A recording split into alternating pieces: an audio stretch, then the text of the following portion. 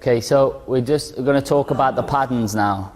And for me, the patterns are, again, one of the most important things. And there's the first rule is that the basic rule is that you have to try and clear one end of the table first, and then the other end.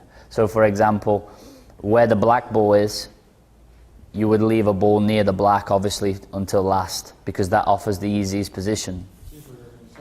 But one of the biggest things that I always try to remember with the patterns, and this is probably the biggest thing that I can teach you about the patterns, is that when I'm playing a positional shot or choosing the way to take the balls, I always think, what am I better off not doing? So what I mean by that is, if I have to play a positional shot, the first thing I think is, am I better off if I play it badly, hitting it too soft or too hard? So each shot you play, before you play it, you can think, okay, am I better off, for example, if I'm playing on this ball, am I better off being here, or am I better off being too hard? Am I too soft or too hard? I always work this thing out first. If I do play it wrong, which place am I better off being? The patterns is the same thing. You have to make sure that you take the balls in the correct order. Otherwise, you can't get the finish. And this is when you have to plan the whole route and plan when you're going to play the cannon into that ball, when you're going to kick that ball out. And not only when you're going to kick that ball out, but what are your options for the ball that you're going to land on next. So what I mean is, the more options you can leave yourself, the better chance you have of running out. If players leave this shot till last, right? And they play the cannon,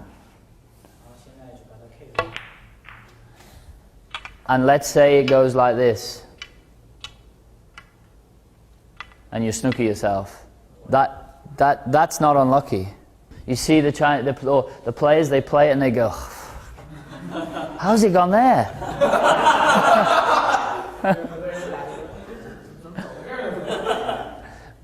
But if they played it before, where they still have other options, and then there's more to think about of if the balls are here.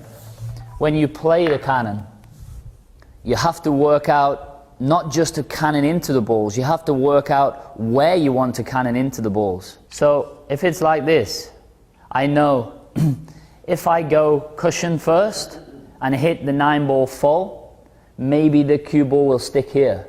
So what I'm trying to do here is hit there and then flick the 9-ball half ball. What I mean is flick the 9-ball like this. So I want the cue ball to come off the cushion and do this.